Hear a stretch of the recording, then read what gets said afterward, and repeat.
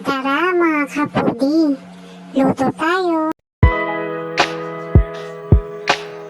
Hello mga kapudi, i-flex ko lang po sa inyo ang isa sa nailuto ko nung araw ng piyesta. Ito ay igado, simulan na natin. Mag-isa tayo ng sibuyas at pati na rin ng bawang.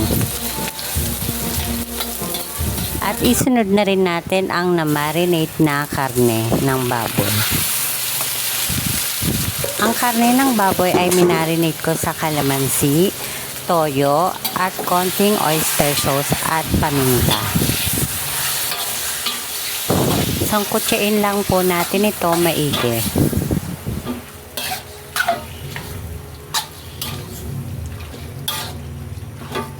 After ito sangkutsain, maglagay tayo ng paminta. At pati na rin ng pampalasa. Ang pampalasa po ay depende po sa inyo kung ano ang gusto nyong ilagay. Haluin at takpan muna natin.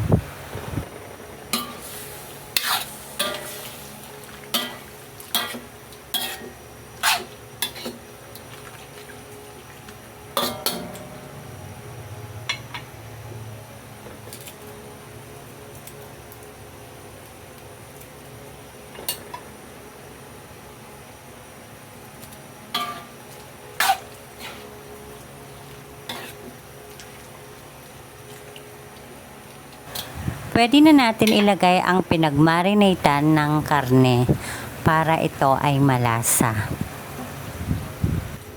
Nga pala mga kapudi, nagdagdag ako ng isang mangkok na tubig.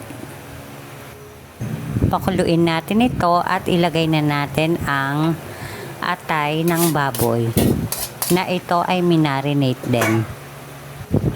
Haluin natin maigi para maluto ang atay ng baboy.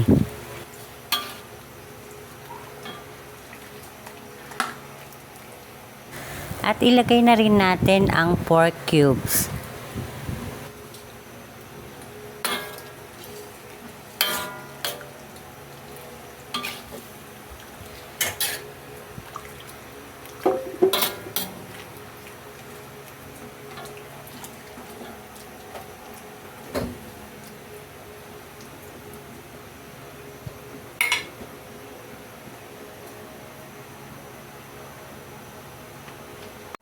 Ilagay na rin natin ang ginayat na carrots at patatas.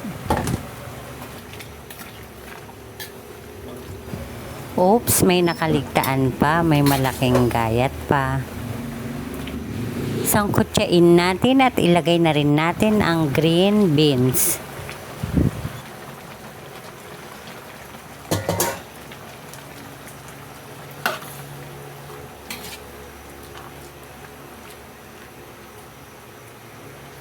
Pakuluin ito ng hanggang 1 minuto.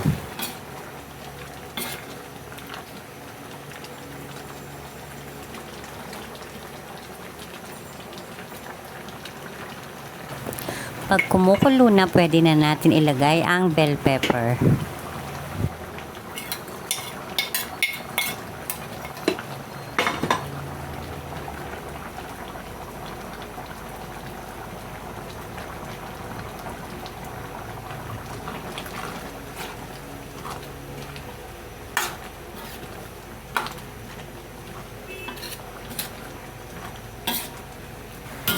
Ayan mga kaputi, malapit nang maluto ang igado.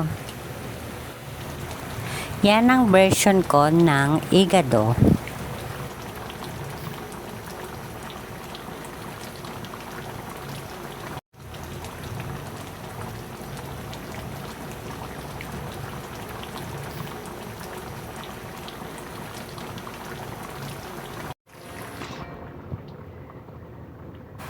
Ayan, luto na po siya mga kaputi.